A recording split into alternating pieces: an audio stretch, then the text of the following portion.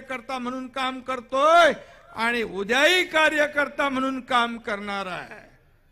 आणि म्हणून ही भूमिका बाळासाहेबांच्या विचारांची भूमिका आहे, धर्मवीर आनंद दिघे साहेबांच्या विचारांची भूमिका आहे, या महाराष्ट्रातल्या तमाम सर्वसामान्य माणसातल्या मनातली भूमिका आहे। त्यामुळे आमचा संकल्प एवढाच आहे, या राज्याचा सर्वांगीण विकास, या राज्यातल्या तळागाळातल्या माणसाला न्याय मिळाला पाहिजे म्हणून शेतकऱ्यांच्या पाठीशी उभं राहण्याचा निर्णय आपल्या सरकारने घेतला। जेव्हा अवकाळी अतिवृष्टी गारपीट होते सगळे नियम आम्ही बाजूला ठेवतो, NDRFचा नियम बाजूला, SDRFचा नियम बाजूला, 2 हेक्टरचे आम्ही 3 हेक्टर केले, सततचा पडणारा पाऊस आपण नुकसान भरपाईत धरला। आणि आता केंद्र सरकार म्हणजे आदरणीय प्रधानमंत्री मोदी साहेब दरवर्षी शेतकऱ्याला 6,000 रुपये देतात, त्याच्यामध्ये आपल्या राज्य सरकारचे अजून 6,000 आम्ही टाकले, आता 12,000 रुपये शेतकऱ्याला वर्षाला मिळणार। 1 रुपयामध्ये पीक विमा योजना देण्याचा निर्णय आपण घेतला, आज त्याचे पैसे लोकांना मिळू लागले, सगळे पैसे सरकार भरते। हे देखील राज्य देशातलं पहिलं राज्य आहे। माझ्या माता भगिनींसाठी एसटी मध्ये 50% सूट आम्ही देऊन टाकली। आता माझी माता भगिनी आपल्या घरच्या प्रमुखांना सांगते, थांब मी अर्ध्या तिकिटात बाजारहाट करून येते। हा फरक आपल्याला पाहायला मिळतोय। ज्येष्ठांना आपण एसटी मध्ये मोफत प्रवास दिला आणि महिला सक्षमीकरणाचं धोरण आपण घेतलंय। महिला बचत गटाला सक्षम आपण करतोय।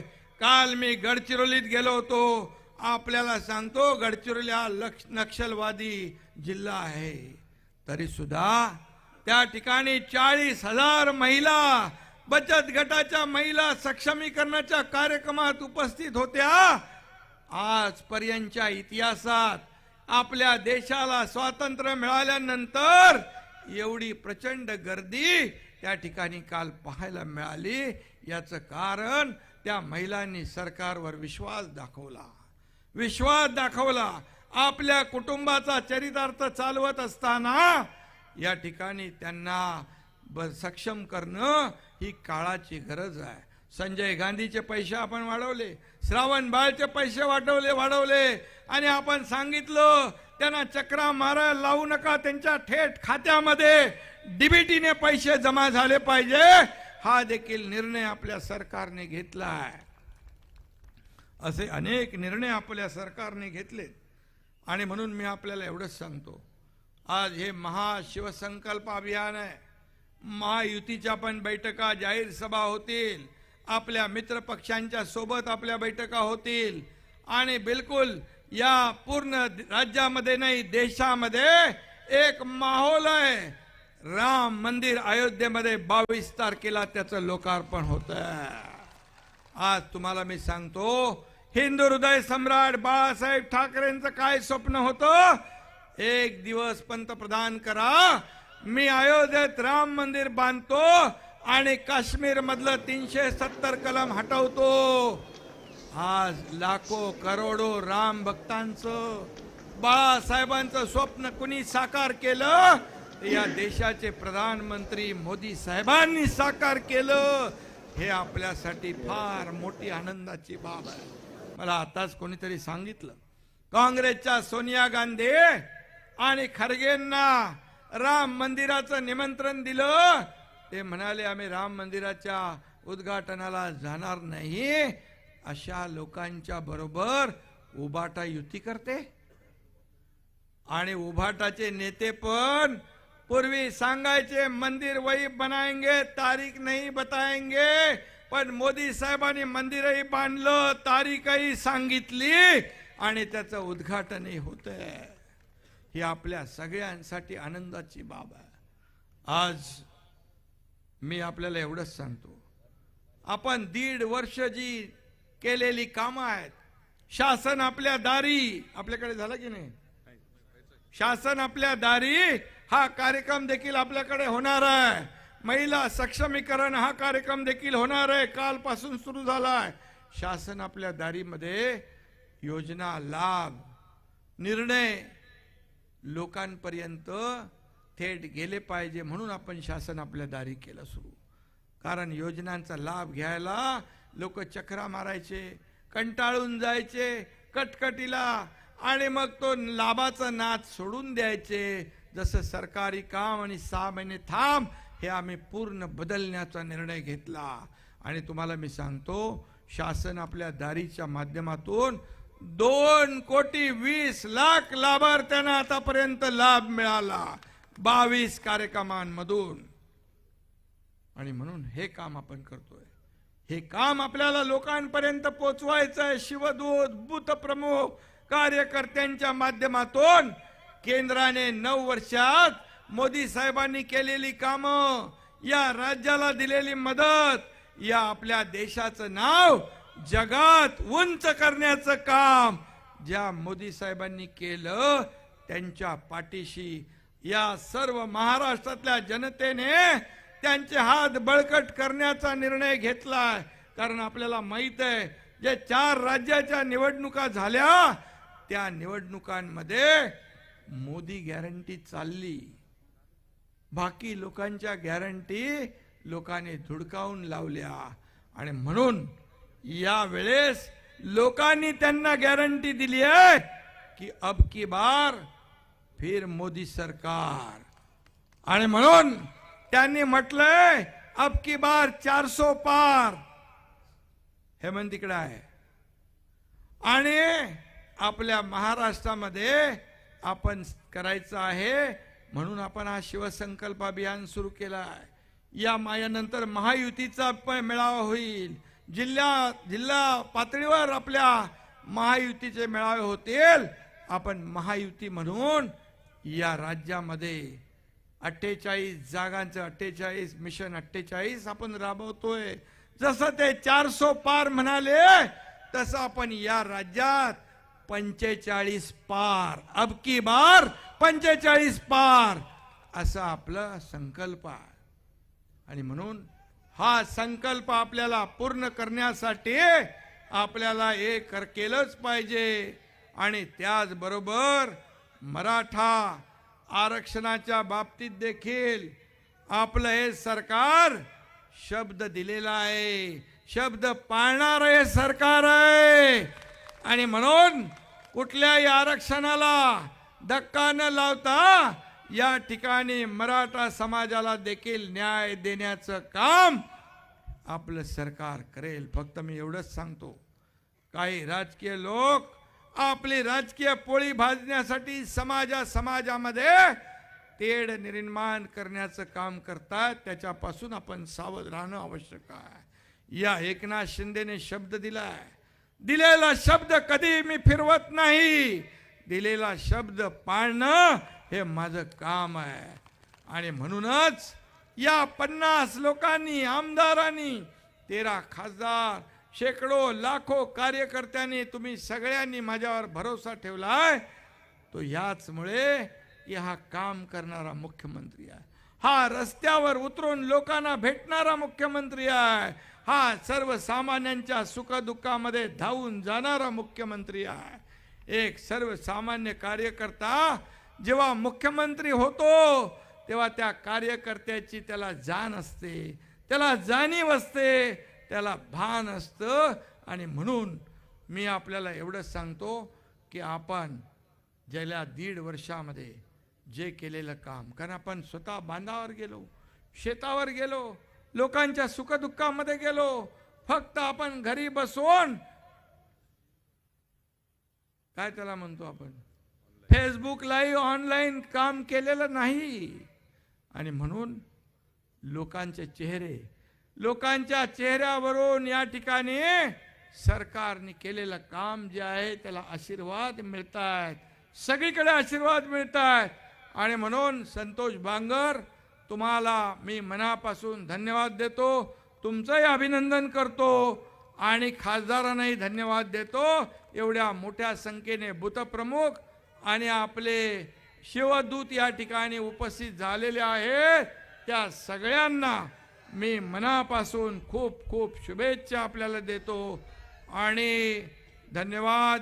पुन्हा एकदा हे जे भारतामध्ये सर्वात जास्त हळद पिकवणारा जिल्हा हा म्हणून आपला या जिल्ह्याचं नाव आहे आणि 100 कोटी रुपये आपण दिलेत हळद संशोधन केंद्राला या ठिकाणी. त्याचबरोबर पूर्णा नदीवरील 4 बंधारे त्याला देखील आपण पैसे दिलेत. कयाधू नदीवरील बॅरेजसाठी देखील आपल्याला काही नियम अटी शिथिल कराव्या लागतील, त्याही आपण करू. आणि म्हणून तालुक्याचा जो विषय आहे नगरपंचायतीचा विषय आहे तो देखील आपण मार्गी लावू. धन्यवाद. जय हिंद, जय महाराष्ट्र. धन्यवाद साहेब. यानंतर या ठिकाणी प्राध्यापक डॉक्टर नागराज मगरे, आंबेडकरी चळवळीतील युवा वक्ते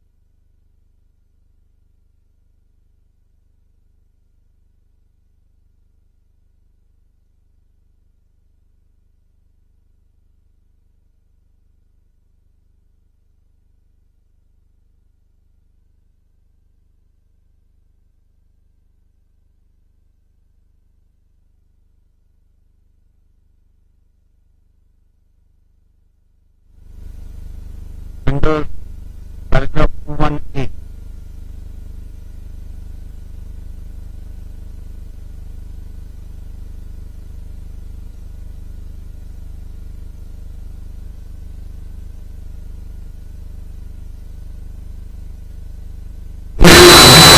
Under 21A, group number 4 consists of petition number 19, again filed by legislator belonging to the UBT faction.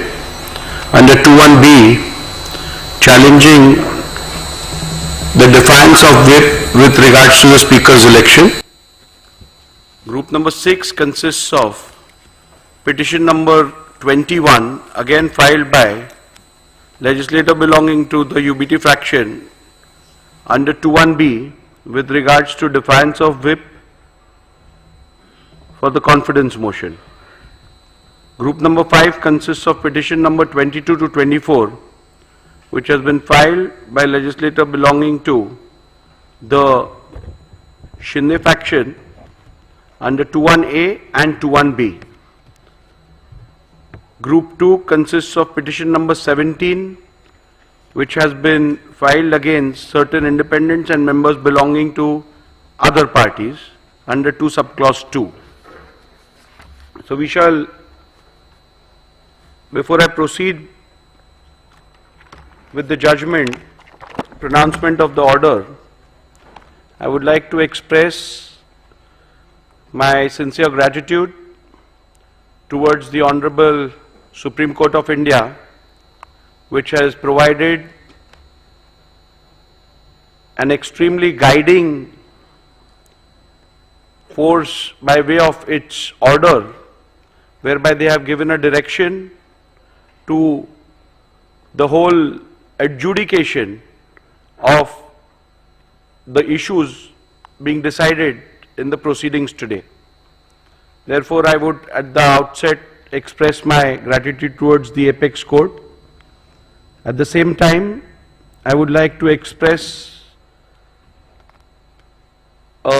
acknowledgement and a big thank you to the staff of the state legislature who have assisted me and the paralegal assistance which I have received from them during the course of the conduct of these proceedings pertaining to disqualification. I would also like to appreciate the cooperation which I have got from counsels appearing on both the sides, and I shall now proceed with the pronouncement of the order. As we are aware that there are certain preliminary issues which are applicable to all the 5 groups out of the 6 groups, and therefore I shall first commence with my ruling on the preliminary issues which concern all the 5 groups. Thereafter, I shall pronounce the operative part of the orders concerning each group and the relevant and important paragraphs pertaining to each group. So we shall commence with group number 1.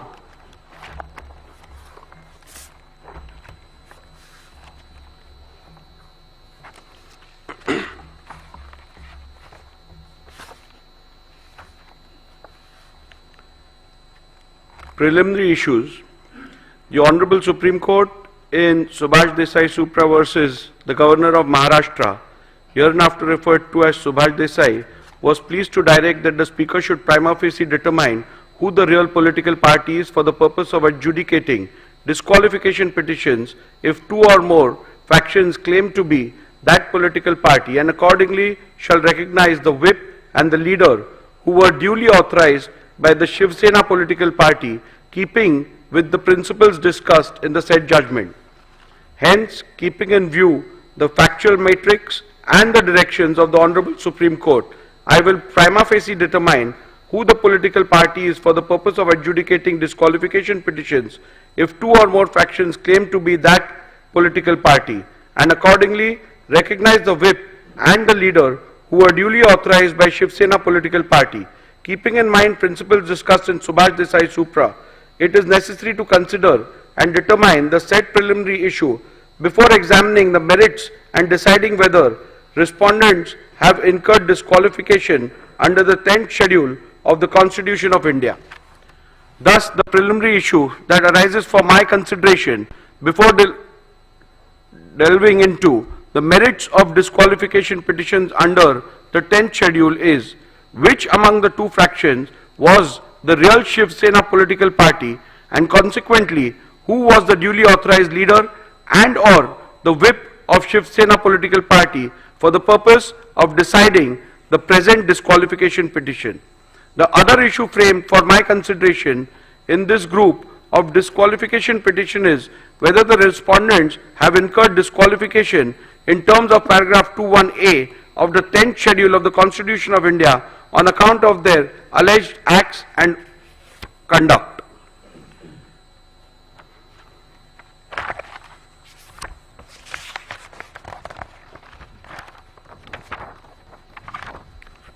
Paragraph 84 deals with the principles which have been laid down by the Honorable Supreme Court. I am not going to read out those are a part of my order. I'll come to paragraph number 85 now. Thus, what emerges from the principles laid down by the Honorable Apex Court in that the question of who the real political party is has to be considered and determined after giving due weightage to 1. The Constitution of Shiv Sena, 2. The leadership structure of the party, and 3. The legislative majority if two or more factions claim to be real political party. The question of who the real political party is hereinafter referred to as the preliminary issue. Since in these proceedings both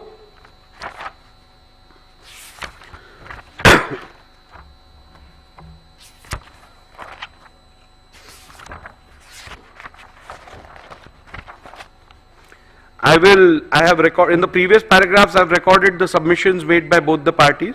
I will come down to my observations and conclusions with regards to the preliminary issues. As stated earlier, the decision of the preliminary issue has to be taken after careful analysis of the Constitution of Shiv Sena, the leadership structure of the party and the legislative party majority. After having heard both sides on the above aspect, I now propose to proceed to record my observations and finding on the preliminary issue. As is evident from the submissions of the parties, there is no consensus on the Constitution submitted to the Election Commission of India with consent of both the factions.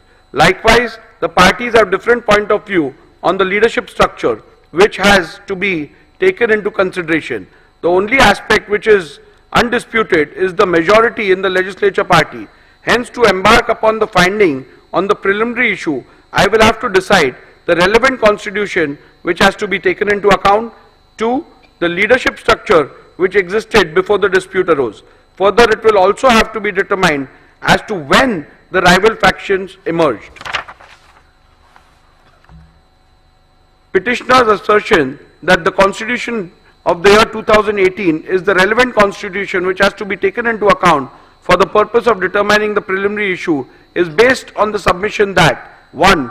The 2018 Constitution has to be considered as both the parties have relied upon the 2018 amended Constitution and acted thereupon. 2. The Election Commission in its order dated 17/2/2023 in dispute case number 1 of 2022 has held that both the parties were aware of the 2018 amendment and thus the said Constitution of 2018 has to be taken as the Constitution which is done with the consent of both the factions, as the said Constitution of 2018 was never disputed prior to the initiation of these disqualification petitions and the same was never challenged. 3. Respondents have themselves admitted and relied on the said Constitution of 2018. And 4. The statement of Sri Yogesh Kadam that the filing of 2018 Constitution along with the respondent's reply was a mistake done by the lawyers cannot be accepted, as the said statement is an afterthought and done only with the intention to mitigate the damaging statements made by Sri Dilip Lande. To the contrary, respondents have asserted that the Constitution of the year 1999 has to be the one which has to be borne in mind, as according to the respondents, the Constitution of the year 2018 was never submitted to the ECI. Respondents pointed out to the letter dated 4th April 2018 by way of which the petitioner based their claims of submissions of the said constitution to the ECI. By pointing out to the same, respondent submitted that both the said letters do not mention anything about the purported amendments to the constitution or submission of the same thereof to the ECI. A similar claim was made with respect to the letter dated 27/2/2018 by Shri Uddhav Thackeray in the special leave petition number 3997 of 2022. However, in the said SLP, there was no mention about the existence of any such letter dated 4th April 2018. The word submitted appearing in paragraph 168 of Subhash Desai means submitted before the ECI, as is evident from the further part of the said paragraph, which the petitioner has conveniently ignored. The respondents have further submitted that 2018 Constitution has been wrongly annexed as a document. The stand of the respondent on the 2018 Constitution has always been that it is unconstitutional and was secretly manufactured by Shri Uddhav Thackeray in cahoots with Mr. Anil Desai. This stand has been specifically taken in the reply filed by Shri Eknath Shinde before the Honorable Supreme Court in SLP number 3997 of 2023, way back on 16/3/2023, much before filing of the replies before the Speaker in August 2023. Further, even the additional replies filed on 25/10/2023 in the present proceedings, the aforesaid petition has been reiterated by the respondents. After having considered the submissions advanced by both the parties on the question as to which is the relevant constitution for the purpose of determination of the preliminary issue, I have come to the following conclusion. A. As per the Honorable Apex Court, if both the factions have submitted different versions of the constitution of the party, then in that case, what has to be taken into account is the constitution which was submitted to the ECI with the consent of both parties before the rival factions emerged. Before recording further conclusions, I find it imperative to reiterate that, pursuant to the initiation of these disqualifications, the Maharashtra Legislature Secretariat had vide letter dated 7 June 2023 requested the Office of the Election Commission of India to provide a copy of the party constitution / memorandum / rules and regulations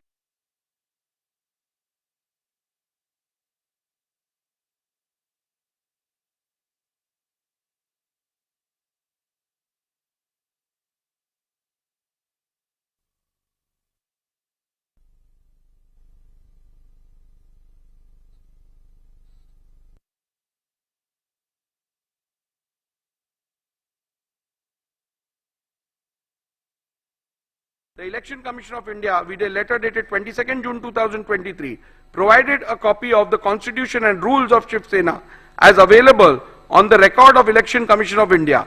Further, with respect to amendments, if any, to the said Constitution of the party, the Election Commission requested the Legislature Secretariat to refer to the order dated 17 February 2023, passed by the ECI in dispute case number 1 of 2022. Having perused the same, it has to be noted that the copy of the Constitution of Shiv Sena provided by the ECI does not bear any date or year, but as per the ECI, that which is provided vide their reply is the only Constitution of Shiv Sena available on the record of the ECI. Further, with respect to the amendments, if any, to the said Constitution, the Election Commission, vide its order dated 17 February 2023, has held in paragraph 132 4b that the amended Constitution of 2018 is not on the record of the Commission. Thus, the petitioner's submission that the Constitution of the year 2018 has to be taken into account cannot be accepted, as I am bound to follow the directions of the Honorable Apex Court in Subhash Desai Supra, and accordingly take into account the Constitution which the Election Commission has provided. In my jurisdiction under the 10th schedule of the Constitution of India, I cannot delve into any other factor while deciding which is the relevant Constitution. as prima facie it is evident from the records of the ECI that the 1999 constitution is the one which was submitted to the ECI by the Shiv Sena before rival factions emerged. Further, it is also necessary to mention that the petitioner's submission that the constitution of the year 2018 was submitted to the ECI by referring to the letter dated 4th April 2018 cannot be accepted. A bare perusal of the said letter dated 4th April 2018, by way of which the petitioner based their claim of submission of the said constitution to the ECI, does not bear any content which shows that an amended constitution was submitted to the ECI. The said letter only refers to the election held and the results thereof and nothing more. Further, on closer examination of the special leave petition filed by Mr. Uddhav Thackeray before the Honorable Supreme Court challenging the ECI decision SLP number 3997 of 2022, I find that exactly same claim has been made about the letter dated 27/2/2018, and there is no mention about the new letter of 4th April 2018. Accordingly, said letter of 2/7/2018 is on the website of the Election Commission of India. However, there is no document relating to the constitution annexed to it. Hence, on this ground also, petitioner's submission that the constitution of the year 2018 has to be taken into account cannot be accepted.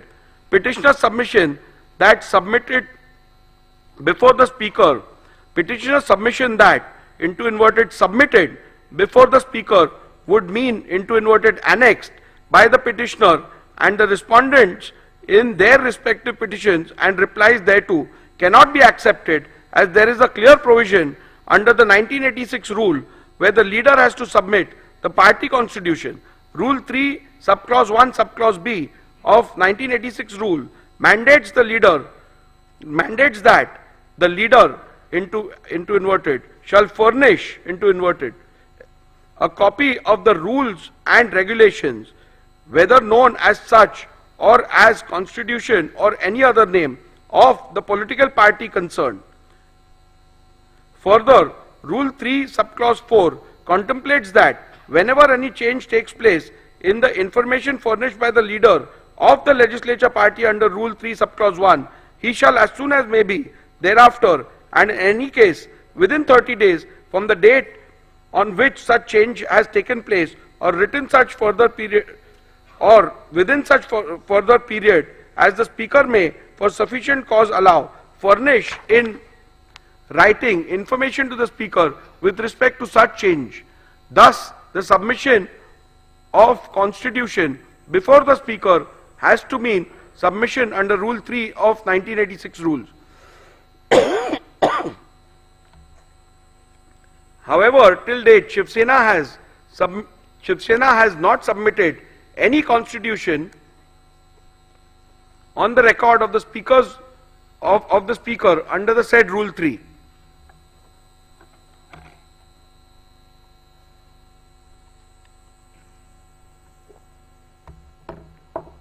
In view of the above observations and finding, I need not further analyze any other submission in this regard made by the parties, and I hold that the Constitution of Shiv Sena provided by Election Commission of India, V-Day, letter dated 22nd June 2023, is the relevant Constitution of Shiv Sena for determination of the preliminary issue as to which faction is the real political party.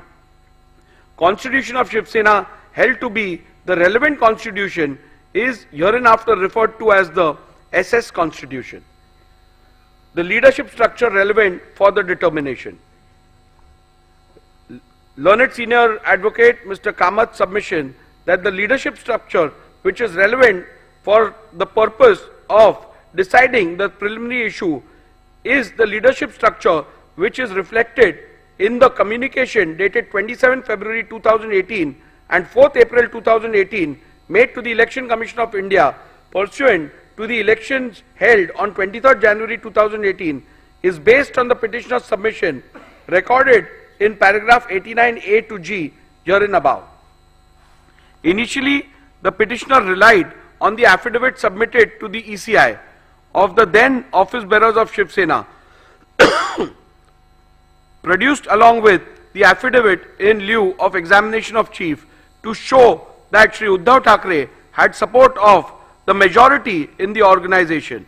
Respondents objected to such production on the ground that it is not permissible to produce affidavits of others along with petitioner's own affidavit in lieu of chief examination without the author of the said affidavits subjecting themselves to cross-examination. In any event, during the arguments, Mr. Kamath did not rely on these affidavits and limited his submissions to the 2018 leadership structure as available on the ECI website. Mr. Jethmalani, in turn, focused his submission to buttress the ground that the said leadership structure of 2018 cannot be considered and relied upon for the purpose of determining the preliminary issue, as the said leadership structure is not in conformity with the constitution of Shiv Sena, which is on record of the ECI, and thus the same would be contrary to the findings of the Honorable Supreme Court in paragraph 168 of Subhash Desai. Mr. Jethmalani further relied on the legislative party leadership to submit that the legislative party also forms part of the leadership structure, as it is not only mentioned in the SS Constitution, but there is no dispute regarding the said members being part of the Pratinidhi Sabha under the SS Constitution. After having considered the submissions advanced by both the parties on the question as to which is the relevant leadership structure for the purpose of determination of the preliminary issue, I have come to the following conclusion.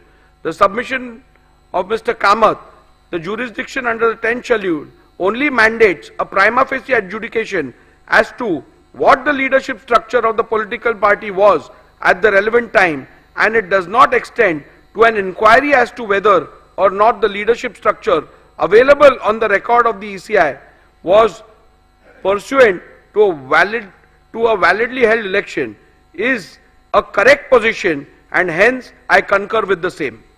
Petitioner's submission that in these proceedings the respondents cannot challenge the organizational election results available on the record of the ECI, as the 10th schedule does not permit the raising of any such defense, is a correct position, and hence I am in agreement with the same.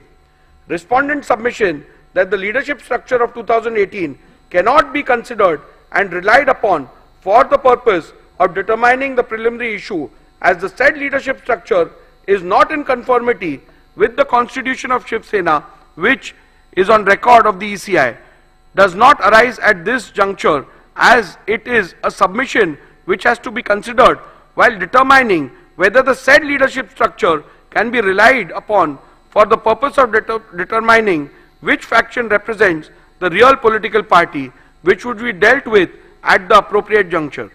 The only question which is to be determined in the current part of the order is what and who all constituted leadership structure of Shiv Sena at the relevant time.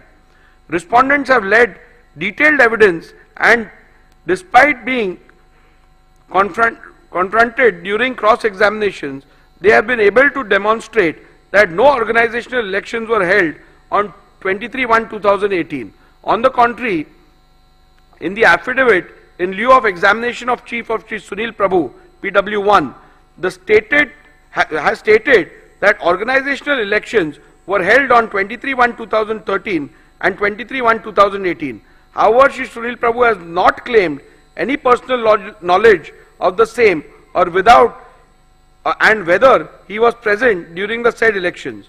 During his cross-examination, he was confronted with the letter dated 28/1/2013. Thereafter, a specific question was posed to him by Mr. Jethmalani as to whether he voted in the said election, to which he responded in the affirmative. The contents of the said letter clearly stated that all the candidates were declared unopposed. The contradiction was also put to the witness by Mr. Jethmalani in cross-examination. However, no justification for the same was put forth by the witness. In view of the above evidence and records before me, prima facie indicate that no elections were held in the year 2013 as well as in the year 2018. However, I, as the speaker, exercising jurisdiction under the 10th schedule has a limited jurisdiction and cannot go beyond the record of the ECI as available on the website, and hence I have not considered this aspect while determining the relevant leadership structure. Thus, in view of the above conclusions, I find that the leadership structure of Shiv Sena reflected in the letter dated 27th February 2018 available on the website of the ECI is the relevant leadership structure which has to be taken into account for the purpose of determining which faction is the real political party. The question whether which faction is the real political party is discernible from this 2018 leadership structure is discussed in paragraph 112 to 131 infra of the present order. The leadership structure so determined as the relevant leadership structure for the purpose of these disqualification petitions are hereinafter referred to as the 2018 leadership structure. Since in these proceedings both the factions are claiming to be the real political party, rival factions have emerged in the Shiv Sena. In view of the fact that rival factions have emerged and both the factions are claiming to be the real political party, it is imperative to prima facie determine when did the rival factions emerge. Thus, it is necessary to determine the relevant day on which rival factions emerged before further venturing into which of the faction was the real political party when rival factions emerged. At the outset, I must set straight the point that the determination of the Speaker exercising jurisdiction under the 10th schedule while deciding who the real political party is mandates only a preliminary inquiry which has to be done prima facie by taking into account material officially before the Speaker as the Master of the Legislative Assembly. I shall consider the facts relevant for the determination on what is before me as the Speaker of the Legislative Assembly. As noted by the Honorable Supreme Court in Subhash Desai Supra, on 21st June 2022, there was no material available before the Deputy Speaker to infer the emergence of any rival faction. However, after taking on record the resolution dated 21st June 2022 passed by the SSLP, disputed by the respondents, the very next day the then Deputy Speaker received a resolution disputed by the petitioner dated 21st June 2022, received by the then Deputy Speaker on 22nd June 2022, contrary to the resolution dated 21st June 2022. Thus, from this fact alone, it is evident that there emerged two factions of the Shiv Sena from 21st June 2022 itself, but the same came to be officially on record of the office of the Speaker and or Legislative Secretariat on 22nd June 2022. At this juncture, it is imperative to refer to paragraph 119 of Subhash Desai Supra, where the Honorable Apex Court, while discussing the legality of the recognition of leader and the whip of Shiv Sena accorded by the letter dated 3rd July 2022, held that the Speaker ought to have taken into consideration the split that took place within the Shiv Sena, which were discernible from two sets of resolutions appointing two different leaders and whips placed on the record by Shiv Sena before the Legislature Secretariat.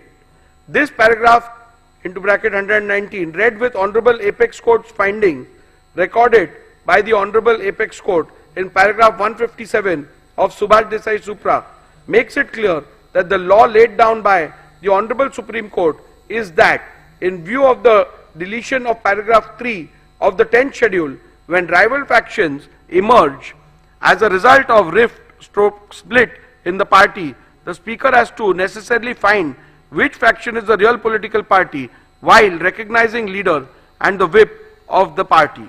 Thus, in view of the facts recorded in the preceding paragraphs and keeping in view the principles enumerated by the Supreme Court in Subhash Desai Supra as recorded in paragraph 84 herein above, I have come to the following conclusion that the emergence of the two factions of Shiv Sena can be inferred from 21st June 2022 itself, and the same came to be a matter of official record of the office of the Speaker and of the Legislature Secretariat on 22nd June 2022.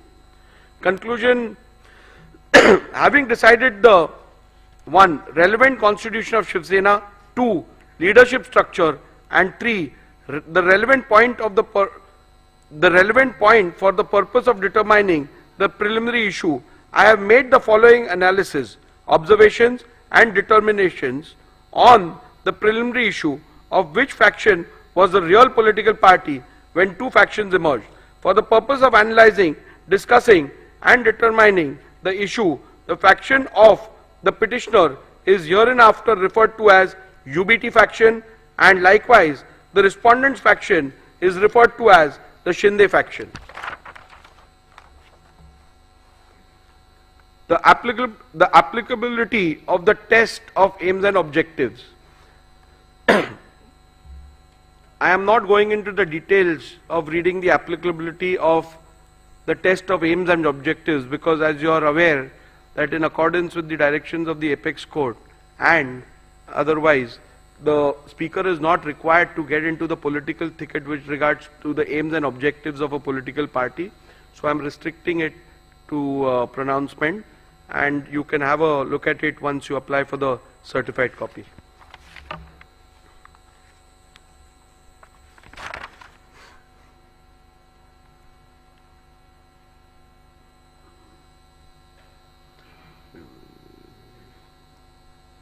The reason why Shiv Sena constitution assumes significance is to analyze whether the question of which faction is the real political party is discernible from the leadership structure identifiable from the said Shiv Sena constitution. So the Shiv Sena constitution is relevant to the extent of identifying the leadership structure. Leadership structure as a criteria to determine who was the real political party. As I have already held which is the relevant constitution and the leadership structure of the Shiv Sena to be taken into account for deciding the preliminary issue, I now have to see whether the relevant leadership structure read with the SS constitution provides answers to the question which faction is the real political party and consequently determine the same.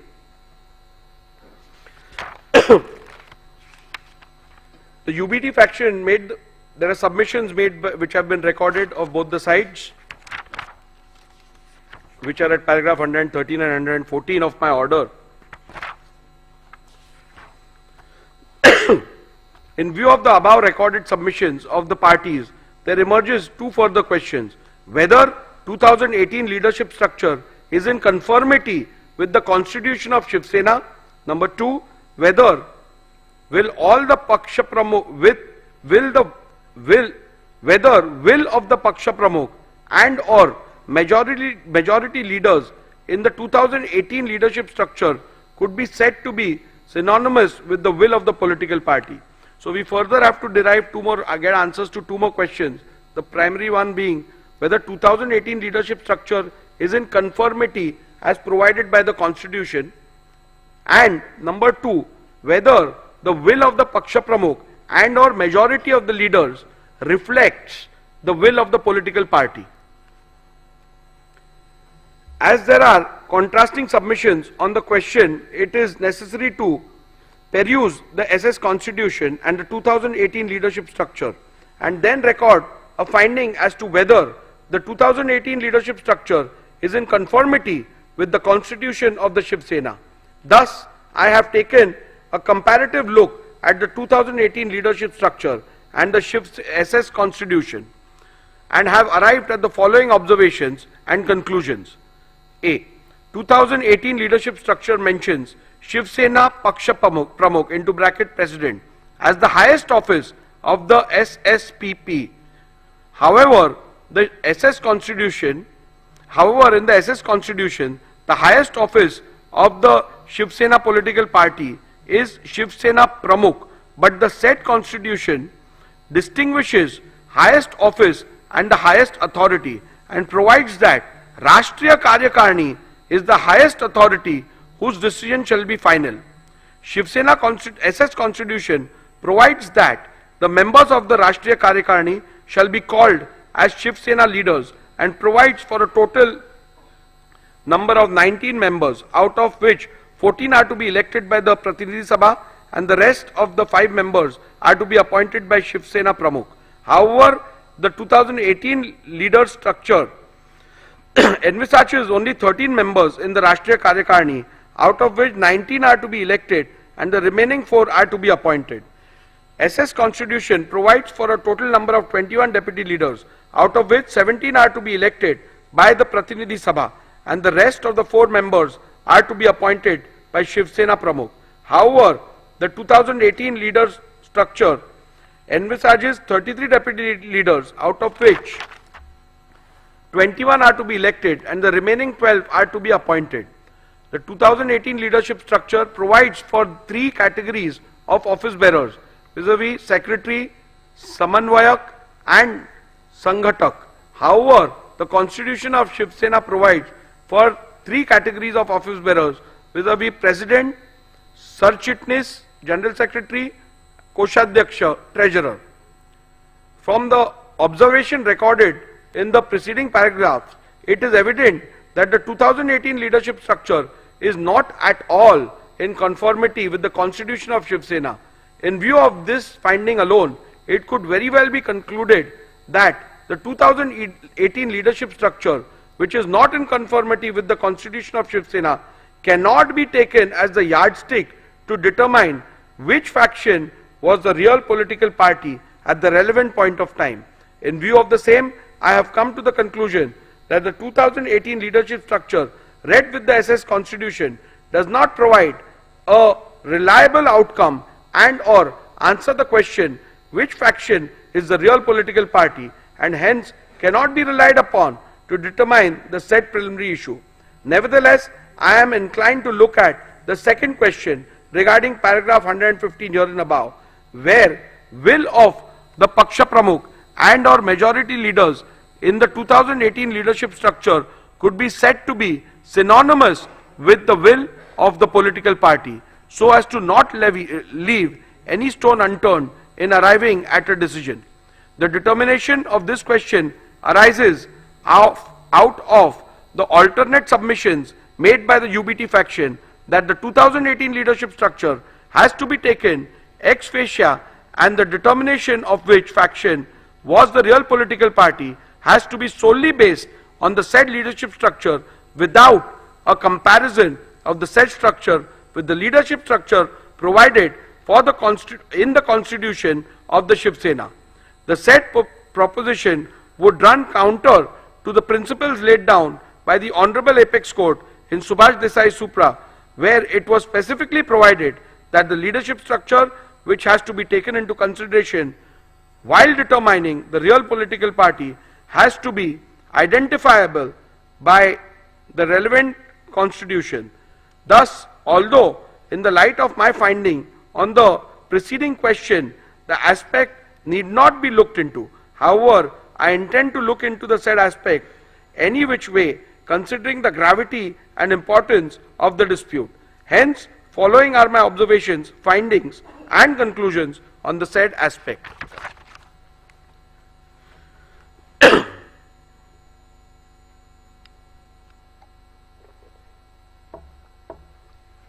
UBT faction has submitted that the decision of the Paksha Pramukh is synonymous with the will of the political party, and thus if there is a rift in the leadership structure, the decision of the Paksha Pramukh constitutes the will of the political party. This proposition is devoid of merit, as I do not find any substance to allow the same. The reason for the same are recorded herein below. The proposition perhaps would have been a valid point if the party president was the sole repository of the decision making with respect of the policy and administration of the party. For analyzing the said submissions, a perusal of the SS Constitution was made. The SS Constitution provided that Rashtriya Karyakarni shall be the highest authority of the party, and its decision in all matters concerning the party policy and party administration shall be final. It is also to be noted that the Paksha Pramukh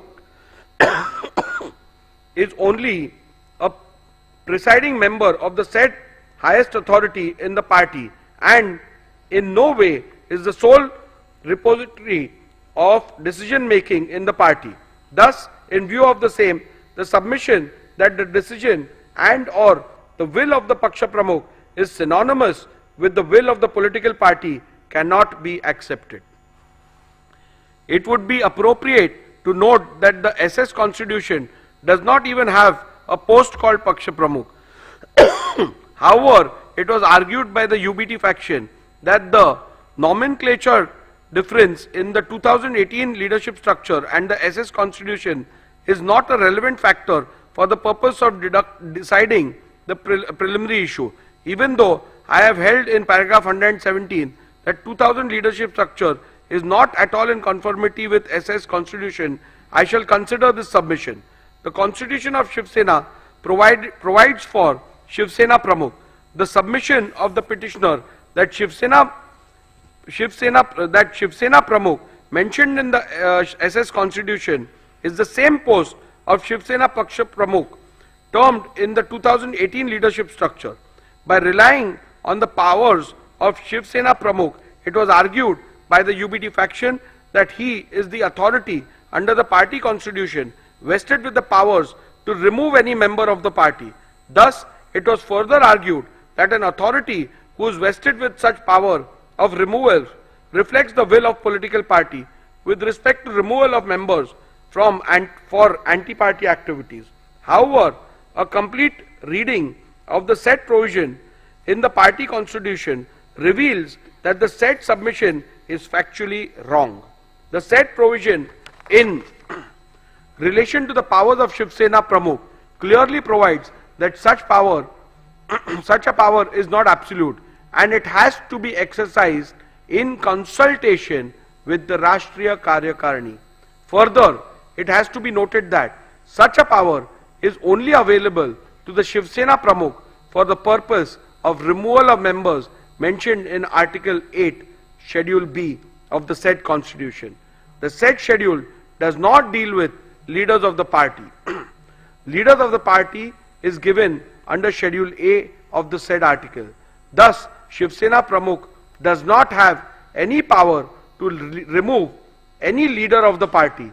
Thus, the submission of the petitioner that Shri Uddhav Thackeray, Vide, letter dated 30/6/2022, had removed Shri Eknath Shinde from the post of Shiv Sena leader cannot be accepted, as such power are not vested with the party president. Hence, on this ground also, the submission that the decision and or the will of the Paksha Pramukh is synonymous with the will of the political party cannot be accepted.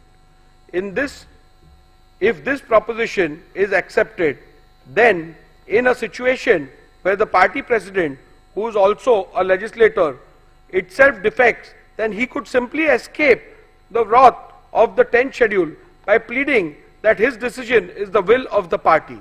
Further, if this proposition is to be accepted, it would mean that no member can ever voice concern against the party president, and the party president might possibly be able to seek disqualification against any member who questions his credibility.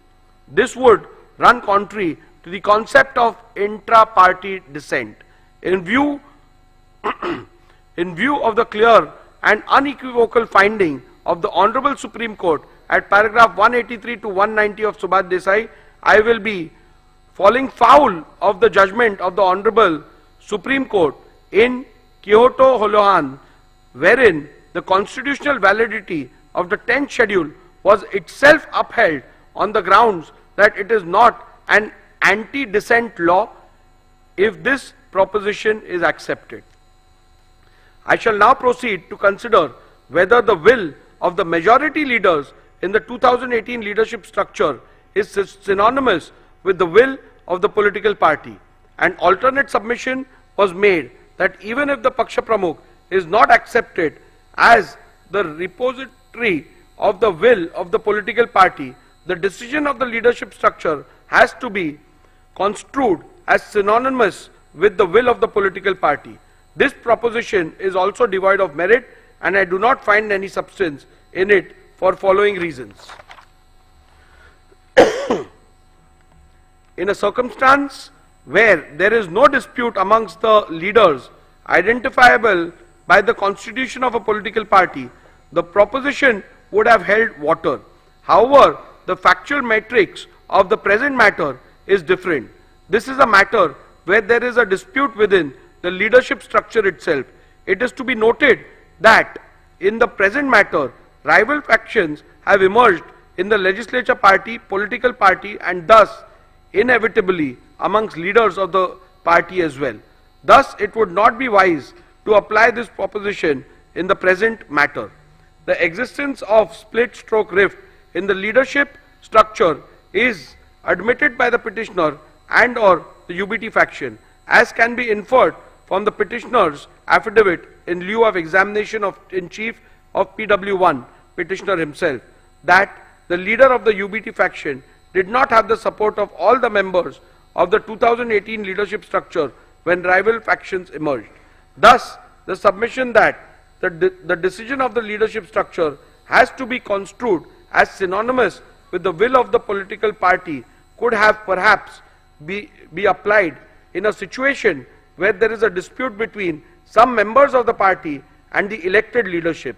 In such a case, the leadership of the party could have possibly taken the stand that their decision would have to be taken as the decision and will of the political party until they are so removed from the leadership structure by a mechanism recognized by the constitution of the said political party.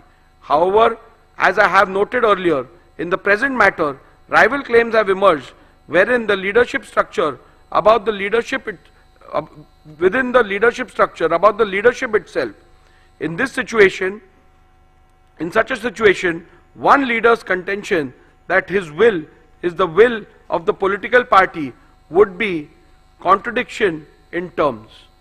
Thus, when there is a vertical rift in the party and two factions within the said leadership structure emerge as a result of the said rift, leaders of either faction, both Shri Uddhav Thackeray and Shri Eknath Shinde, could equally claim to represent the will of the political party. In that case, it would not be appropriate to take their decision as the decision that carries the will and wish of the political party when the question of which faction is the political party is being considered. There possibly lies one more aspect which could be considered.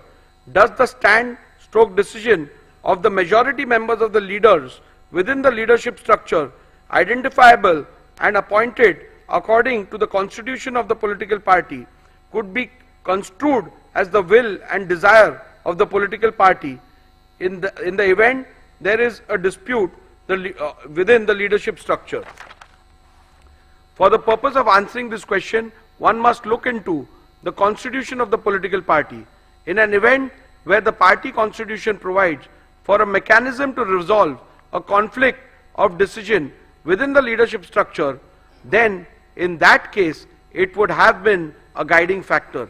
However, if the party constitution does not provide for such a mechanism, then in that case it would not be appropriate to say that the decision of the majority leaders would have to be accepted as the one which conveys the will of the political party.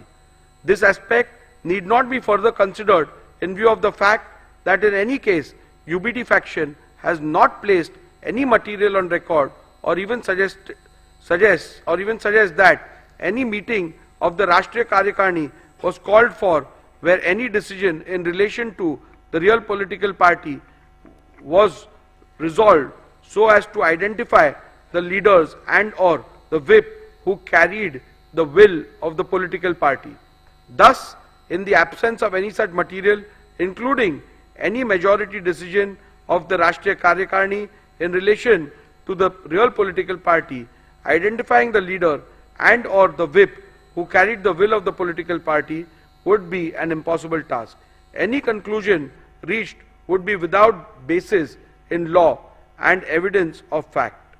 The submission that the UBT faction shall be taken as a real political party is entirely based on the conjuncture that if there will be a decision taken in relation to the political party by Rashtriya Karyakarni, then UBT faction would have had the majority. At this juncture, the petitioner's claim about a meeting purportedly held on 25th June 2022 has to be dealt with. It is the petitioner's case that Rashtriya Karyakarni meeting was held on 25th June 2022 and certain resolutions were passed. In support of this case, petitioner has produced certain resolutions of 25th June 2022. Those documents are disputed by respondents. Mr. Jetmalani, learned counsel for respondent, objected to the said documents being considered on the ground that they were forged and fabricated, and demonstrated this before me by showing two separate documents, one annexed by the petitioner Shri Sunil Prabhu to his affidavit in lieu of examination of in chief, and the other set of the same documents which are annexed to the Supreme Court Convenience Compilation Volume 2. In the first set of documents annexed to the affidavit in lieu of examination in chief, termed as minutes of the meeting of Rashtriya Karyakarni, and purportedly 7 resolutions passed in the said meeting. In none of the resolutions there is any signature of any person whose name are shown on the said document. Only on page 105 of Sri Sunil Prabhu's affidavit in lieu of examination in chief, there is a sole signature of Sri Vinayak Raut, who is shown as Shiv Sena secretary. The perusal of the said document shows that the meeting was termed as Rashtriya Karyakarni. In the second set of documents, which are annexed to the Supreme Court Convenience Compilation Volume 2, the resolutions are shown on different pages, and they are not part of any minutes which was annexed to the affidavit in lieu of examination in chief of Sri Sunil Prabhu. These resolutions are shown on the letterhead of Shiv Sena, Rashtriya Karyakarni Baitak into bracket Pratinidhi Sabha. Petitioner relied on these documents to show that 7 resolutions have been passed, but in none of these documents there is even a single signature, save and except for signature of 2 persons. The name mentioned as proposer and seconder are not even members of Rashtriya Karyakarni, like Sri Rahul Shevaye, who is not a member of Rashtriya Karyakarni, who has stepped into the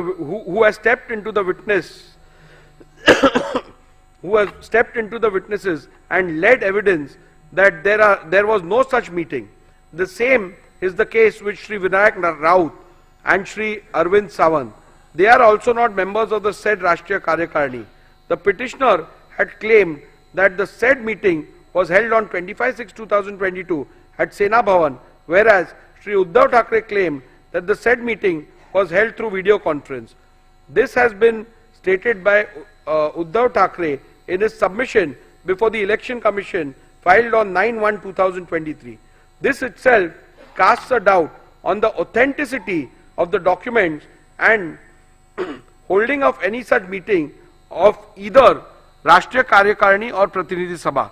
The petitioner himself is not sure whether it was Rashtriya Karyakarni or Pratinidhi Sabha.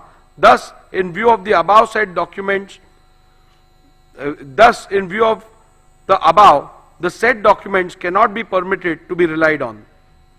Petitioner suggests that a look into how the Shiv Sena settled conflict or decisions within the leadership structure in the past might shed some light into this. However, in the present matter, no such material are placed before me to even suggest such instances which happened in the past, where the majority decision within the leadership structure is taken as the will of the political party. It is to be also noted that the petitioner has neither placed nor provided any material to show that historically the decision of the majority within the leadership structure is taken to be the final decision of the political party whenever there was a conflict of decision within the leadership structure. Thus, for this reason also, it would not be appropriate and correct to accept the proposition that the decision of the majority leaders within the leadership structure would have to be accepted as one which conveys the will of the political party. As a passing note, I must also add that the majority rule possibly could have been applied in a normal situation where there is dissent in respect to some policy and or administrative decision of the party. However, such a simple rule stroke test shall not be applied to determine an essential question in existential question in relation to the political party, such as in the present matter, where which faction is the real political party is required to be determined. Thus, in view of the decisions recorded herein above, I am not inclined to accept submissions of the UBT faction that will of the majority leaders in the 2018 leadership structure is synonymous with the will of the political party. Thus, from paragraph 112 to 128, I have dealt with whether the relevant leadership structure read with the Shiv Sena constitution, SS constitution, provides answer to the question which faction is the real political party. In view of the same, I record my conclusion and finding thereon as under.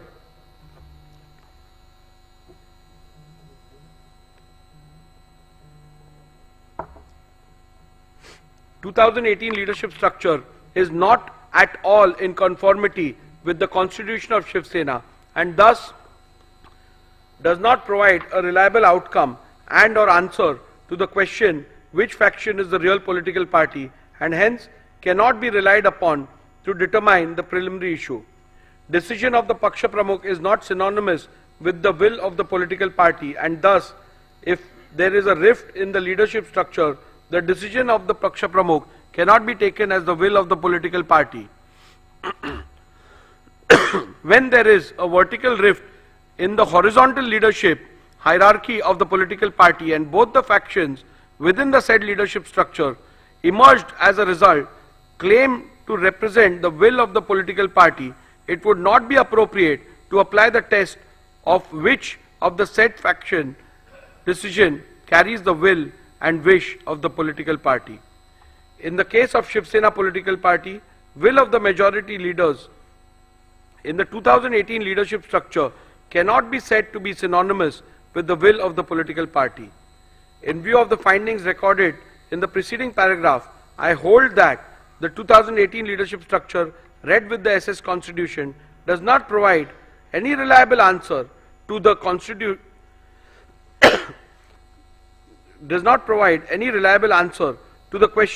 which faction is the real political party and consequently the 2018 leadership structure cannot be yardstick to determine which faction is the real political party. With regards to the legislative majority, I am not going to spend much time because that question is rather clear.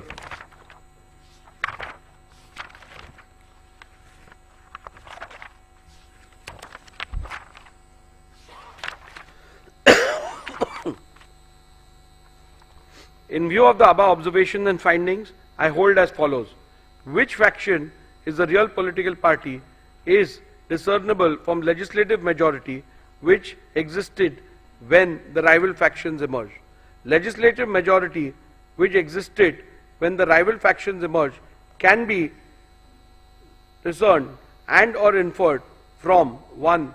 The Shinde faction resolution dated 21st June 2022 and 23rd June 2022 available on record of the Legislature Secretariat and the admitted position which can be inferred from the initiation of petitions against 38 legislators of Shinde faction by the UBT faction.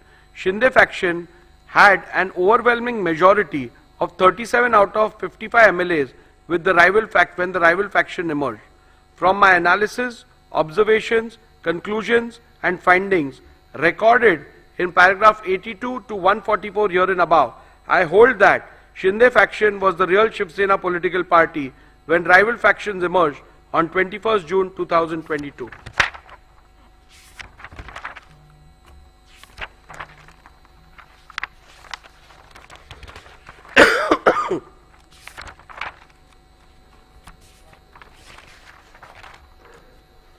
In view of my findings that the Shinde faction was the real political party when the rival faction emerged, and that Shri Sunil Prabhu ceased to be the duly authorized whip from 21st June 2022, I further conclude that Shri Bharat Gogaole was validly appointed as the whip, as that was the reflection of the will of the Shiv Sena political party as on 21st June 2023.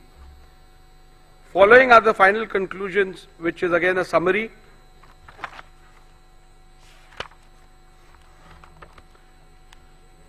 Have the respondents incurred disqualification in terms of paragraph 21A of the 10th schedule of the Constitution on account of their acts, omissions and conduct?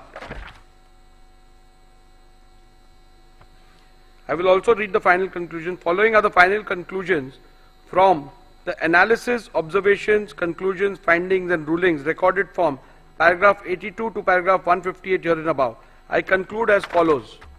Shinde faction was the real Shiv Sena political party when the rival factions emerged on 21st June 2022.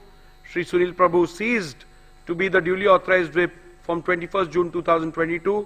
Shri Bharat Gogaole was validly appointed as the whip of Shiv Sena political party on 21st June 2023. Shri Eknath Shinde was validly appointed as the leader of the Shiv Sena political party on 21st June 2023. Have the respondents incurred disqualification in terms of paragraph 21A of the 10th schedule of the Constitution on account of their acts, omissions and conduct? Petitioner has contended that the respondents are liable to be disqualified on various grounds. Both the petitioners and respondents' submission are recorded in section 2 herein above. The various grounds on which the petitioner based the plea for disqualification is dealt with, where the alleged conduct of the respondent is purportedly becoming totally incommunicado, attracts disqualification under paragraph 2(1)(a) of the 10th schedule. Whether the alleged conduct of the respondents in purportedly becoming totally incommunicado attracts disqualification under paragraph 2 subclause 1 subclause A of the 10th schedule. The first ground on which the petitioner sought disqualification of the respondents is that the respondents became incommunicado. The submission cannot be accepted and the respondents cannot be held to be disqualified on this ground for the following reasons. The ground is a mere allegation, and apart from mere assertion that the respondents have gone incommunicado, the petitioner has not put forth any evidence or material to substantiate it. For instance, the petitioner has not provided any material about who was sought to be contacted and by whom, when such an attempt was made, etc. A mere unsubstantiated statement that the legislators have gone incommunicado cannot even be a ground to attract disqualification under paragraph 21A of the 10th schedule. When rival factions emerge in a political party, especially within the leadership, it is possible for both the factions to allege that the other faction has gone incommunicado. In such a circumstance, especially in the light of the law laid down by the apex court in Subhash Desai Supra, it would not be correct to hold any faction to have incurred disqualification for going incommunicado without first determining which of the faction is the real political party, reflecting the will of the political party.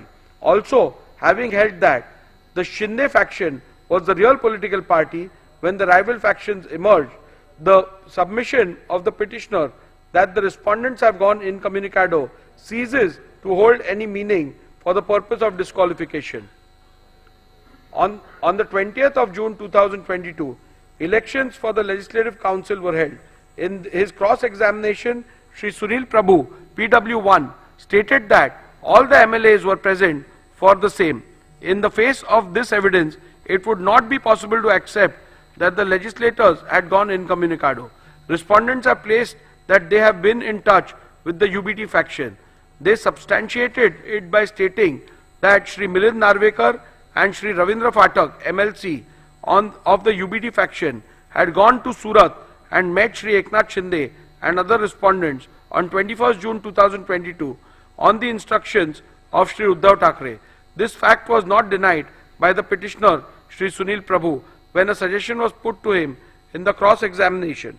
In fact, the petitioner admitted that Shri Milind Narvekar and Shri Ravindra Phatak MLC of the UBT faction had gone to Surat and met Shri Eknath Shinde and other respondents. Also, three of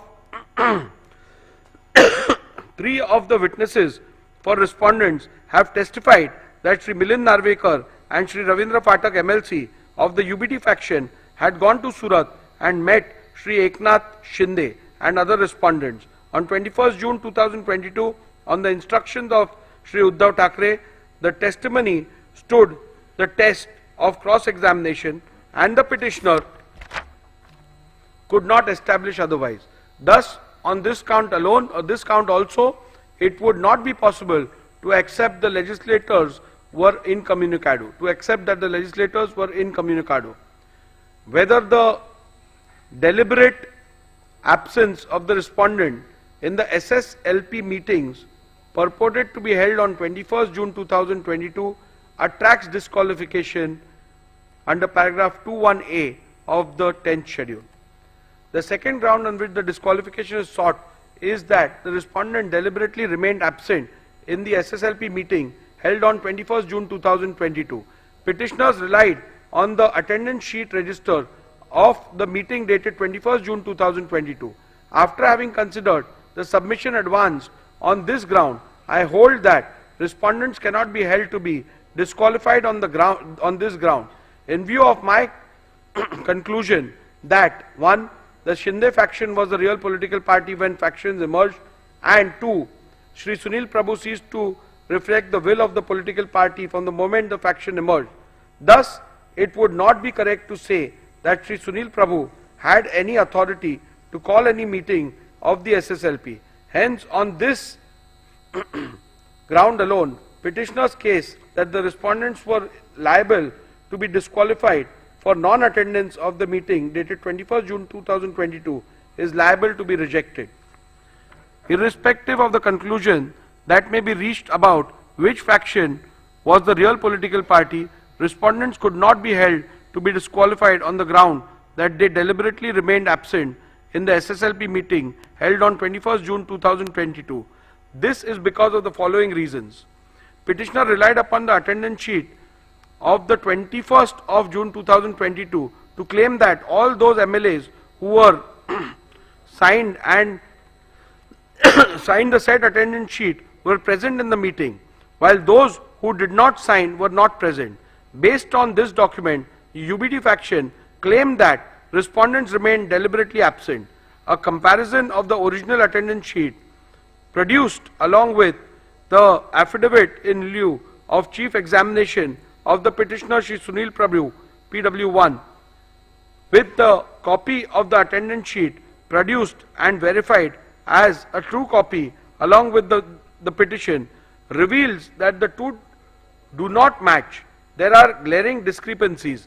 The copy claimed to be the original of the said attendance sheet has a handwritten date of 21st June 2022, whereas the copy verified as the true copy of the original produced along with the petition does not have it.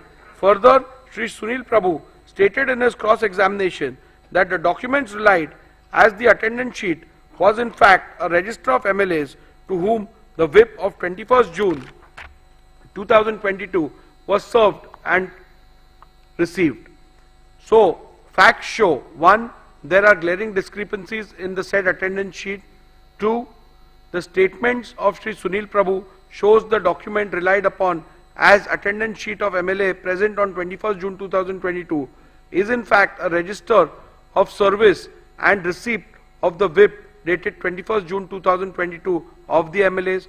Thus, the said document is unreliable and cannot be taken as proof of non-attendance of respondents in the meeting held on 21st June 2022. Hence, on this count as well, petitioner's case that the respondents are liable to be disqualified for non-attendance of the meeting dated 21st June 2022 has to be rejected.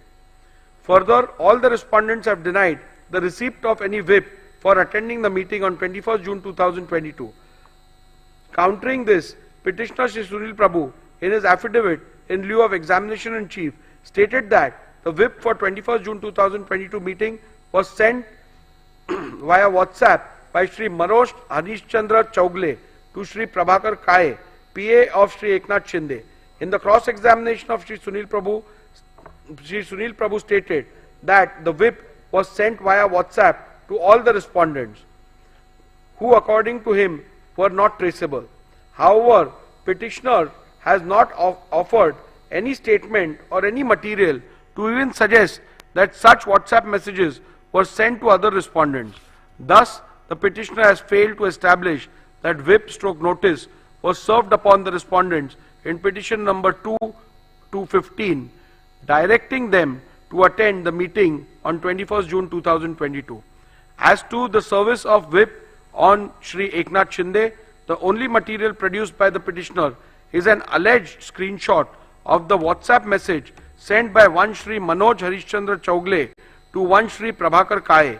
This does not constitute proof of any notice whip was served upon Shri Eknath Shinde, directing him to attend the meeting on 21st June 2022.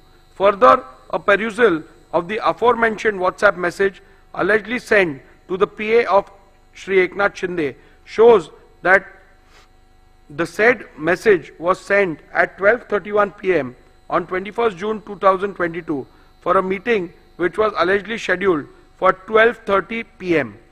Thus, it is abundantly clear that none of the respondents were ever served any notice whip for the alleged meeting dated 21st June 2022.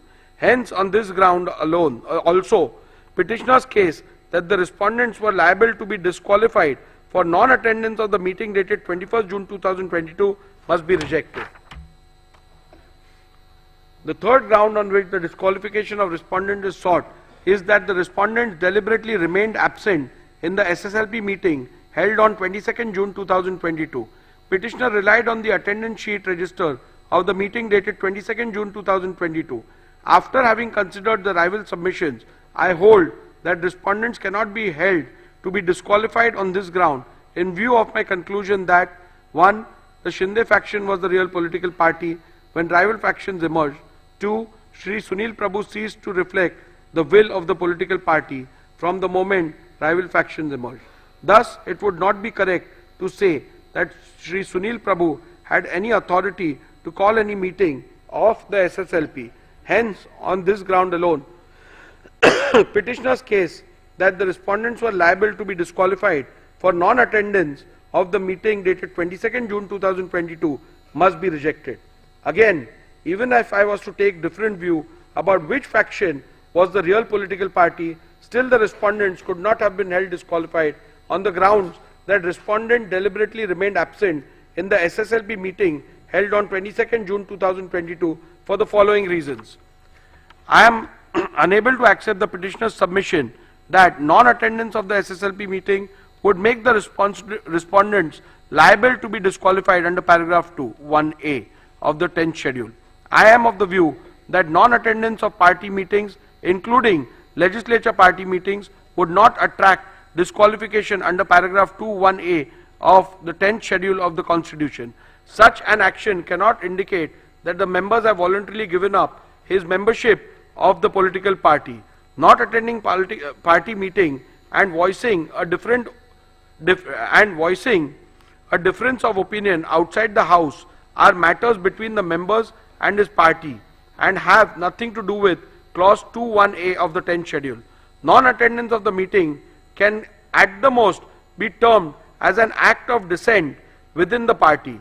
If viewed as a form of expression, it would be protected by freedom of speech and expression, which includes dissent and is not only an integral part of fundamental rights under Article 14, 19 and 21 of the Constitution, but is an aspect of the basic structure of the Constitution also.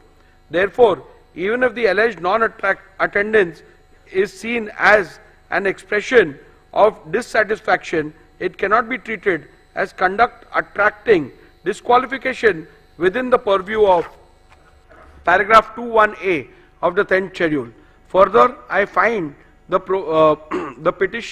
petitioner's reliance on Shriman Bayasaheb Patil versus Karnataka Legislative Assembly 2020 2 SCC 595 is misplaced, as in that matter the disqualification was not only on the grounds of non-attendance of a party meeting but was found to attract disqualification when considered with the surrounding circumstances, such as non-attendance of the assembly session along with non-attendance of meetings. Petitioner relied upon the attendance sheet of the 22nd June 2022 to claim that all those MLAs who had signed the said attendance sheet were present in the meeting, while those who did not sign were not present. Based on this document, UBD faction claimed that respondents remained deliberately absent. A comparison of the original attendance sheet produced along with the affidavit in lieu of chief examination of the petitioner Shri Sunil Prabhu PW1 with the copy of the attendance sheet produced and verified as a true copy along with the petition reveals that the two do not match. There are glaring discrepancies. The copy claimed to be the original of the said attendance sheet has a handwritten portion on top in which it is not which is not present in the copy annexed to the petition, verified as the true copy of the original. The original of the said attendance sheet has 17 signatures, and in the copy annexed in the petition, verified as true copy of the original, has only 15 signatures. Thus, glaring discrepancies in the said attendance sheet makes the said document unreliable and hence cannot be taken as proof of deliberate non-attendance of respondents in the meeting held on 22nd June 2022. Hence, on this count as well, petitioner's case that the respondents are liable to be disqualified for non-attendance of the meeting dated 22nd June 2022 is liable to be rejected. In view of my conclusions reached above and the findings that the Shinde faction was the real political party when rival factions emerged, it would not be correct to say that respondents have incurred disqualification under paragraph 21A and the 10th schedule by passing the resolution dated 21st June 2022. Hence, on this ground alone, petitioner's case that the respondents are liable to be disqualified for passing the resolution dated 21st June 2022 must be rejected. The next ground on which disqualification of respondents is sought is that the respondents acted in concert with BJP. This ground is a mere allegation, and apart from the mere statement that the respondents have acted in concert with the BJP, the petitioner has not provided any material to substantiate the same. Thus, a bald, unsustained statement that the legislators have acted in concert with the BJP cannot be a ground to attract disqualification under paragraph 21A of the 10th schedule. The next ground on which the petitioner seeks the respondents' disqualification is that they made anti-party, anti-coalition statements. Again, this ground is a mere allegation, and apart from a mere statement that the respondents have made anti-party, anti-coalition statements, the petitioner has not provided any material to substantiate the same. Newspaper/media reports relied on the petitioner cannot be taken as conclusive evidence of anti-party activities. It can at the most only be only considered hearsay. Thus, a mere unsubstantiated statement cannot be ground to attract disqualification under paragraph 21A of the 10th schedule. In conclusion, I would like to make some observations about dissent, indiscipline, and what acts as indiscipline would attract disqualification under the 10th schedule.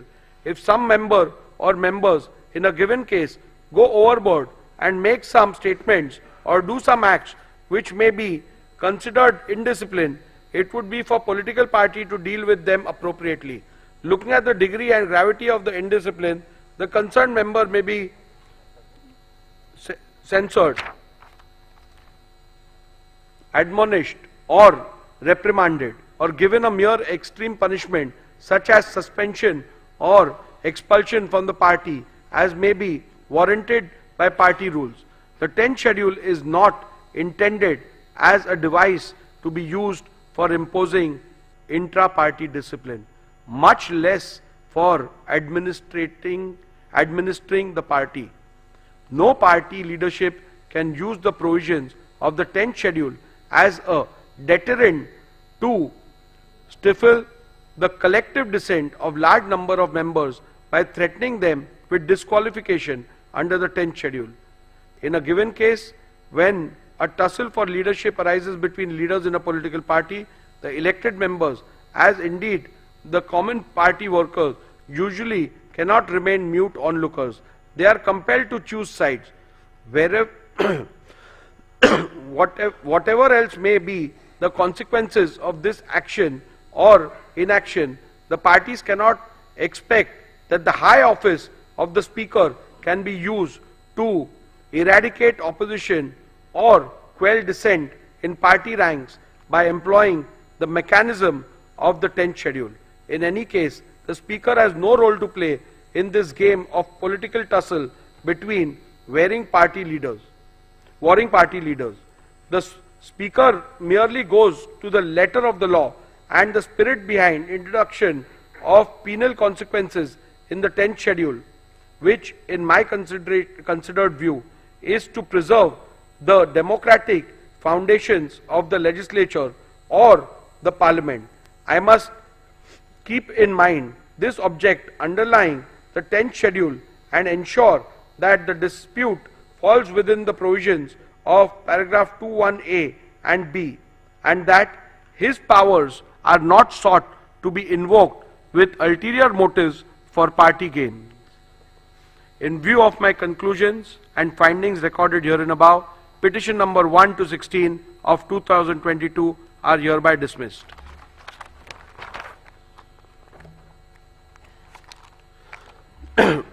Group 3 deals with petition number 18, which is also under paragraph 21A. So I am only reading the operative part because the preliminary issues, the ruling will be the same on that. So I'll go to the operative part of it. You can deal with the judgment order with regards to the other aspects. Yeah. In view of my conclusion and findings recorded herein above, petition number 18 of 2022 is hereby dismissed.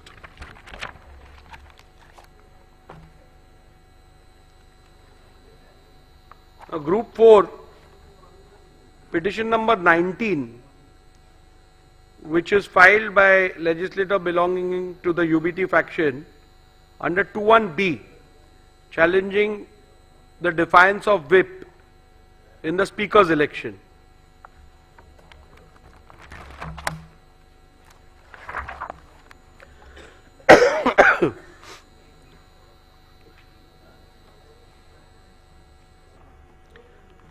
Petitioner has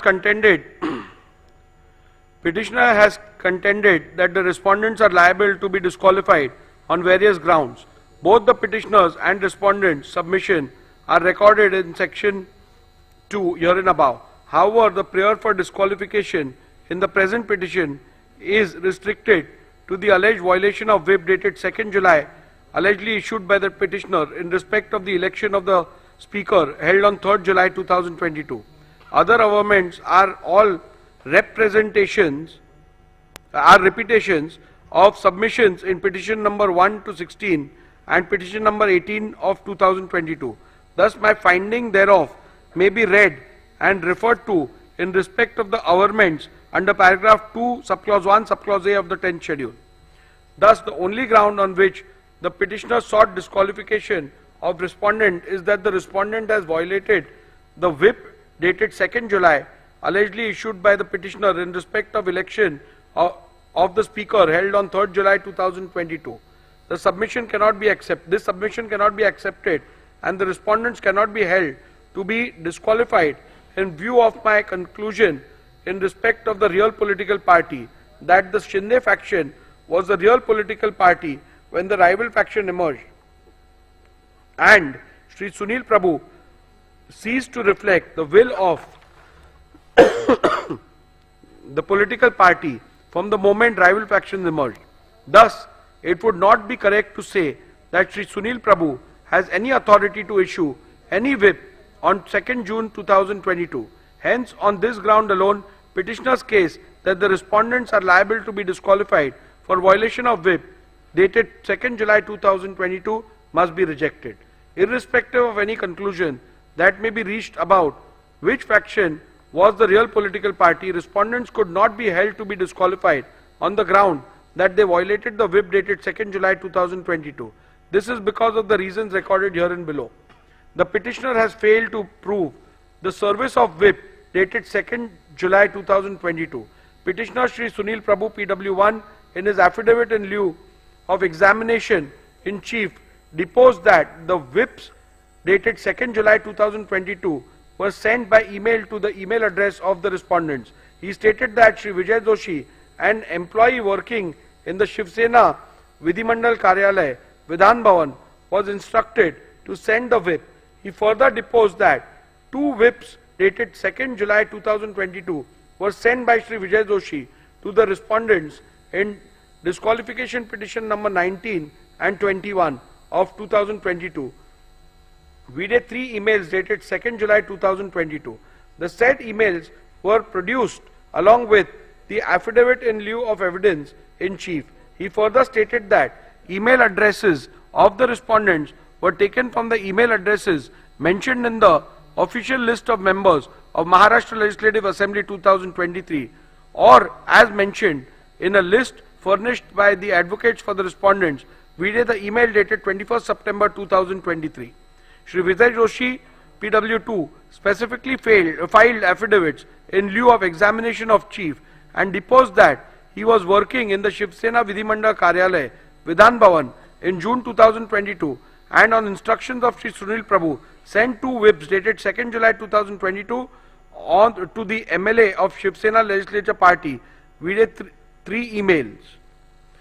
He produced printouts of email dated 2nd July 2022 along with whip dated 2nd July 2022. However, during the cross-examination of Shri Vijay Joshi, PW2, he deposed that one computer operator printed the whip dated 2nd June 2022 and he along with 2 peons distributed the whip to all the legislators of Shiv Sena. Further, he also deposed during cross-examination that acknowledgements were taken. Thus, the witness who was specifically brought to depose in respect of the service of whip dated 2nd July 2022 made extremely contradictory statements in the affidavit in lieu of examination in chief and during cross-examination. Further, it is to be also noted that the acknowledgement talked about by Sri Vijay Joshi, PW2, were never brought on record. Coupled with the above facts, respondents have demonstrated how some of the email IDs in the printout of the email produced by Sri Vijay Joshi are wrong. In view of the above, I hold that petitioner has not been able to establish the service of whip dated 2nd July 2022 and thus petitioner's case that the respondents were liable to be disqualified for violation of whip dated 2nd July 2022 must be rejected. Rule 3 subclause 5 of the members of Maharashtra Legislative Assembly disqualification on the grounds of defection rule 1986 provides that where a member belonging to any political party votes or abstains from voting in the assembly contrary to the directions issued by such political party or by any person or authority authorized by it in this behalf without obtaining in either case the prior permission of such political party, person or authority, the leader of the legislative party concerned, or shall as soon as may be thereafter and in any case within 30 days from the date of such voting or abstention inform the speaker as in form 2 whether such voting or abstention has or has not been condoned by such political party, persons or authority. From the record of the legislature secretariat, it is seen that the petitioner and or UBD faction has not complied with this rule.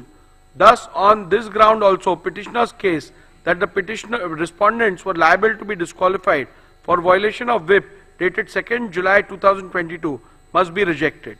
The Honorable Supreme Court in Kyoto Holohan and others at paragraph 123 SCC has held that, keeping in view the consequences of the disqualification, i.e. termination of the membership of a house, it would be appropriate that the directions or whip which results in disqualification under paragraph 21b is so worded as to clearly indicate that voting or abstaining from voting contrary to the said direction would result in incurring the disqualification under paragraph 21b of the 10th schedule, so that the member concerned has foreknowledge of the consequences following from the conduct in voting or abstaining from voting contrary to such a direction. A perusal of the whip dated 2nd June 2022 shows that the whip dated 2nd June 2022 does not contain any words which would indicate that the said whip, if not allowed, would result in the disqualification. Thus, on this count as well, petitioner's case that the respondents were liable to be disqualified for violation of the whip dated 2nd June 2022 must be rejected. At this juncture, I intend to look into respondent's submission that a whip cannot be issued in an election to the post of speakers has to be considered, even though the learned counsel for the petitioner submitted that in normal course of events no whip is issued for the election of the post of the speaker, but he submitted that the election held on 3rd July 2022 was not in normal course, but it was crucial event linked to the sustenance of the government. Petitioner further submitted that in any election where a candidate has been set up by the political party, then in that case the directions of the political party are binding on the legislator in important elections. At the outset itself, I must state that the record that the petitioner's submission that in a speaker's election candidates are set up by a political party is factually wrong. As a convention, the candidates are not usually seen as candidates set up by political party. In the present case also, Sri Rajan Salvi was not set up as a candidate of Shiv Sena, but his notice of nomination was moved by a legislator affiliated to the NCP and seconded by a legislator affiliated to the INC. This clearly indicates that candidates for the election of speaker are not set up by political parties. In view of the same, the petitioner's own submission, a whip could not have been issued in the election of a speaker as the candidate was not set up by any political party. In view of my conclusions and findings recorded herein above, petition number 19 of 2022 is hereby dismissed.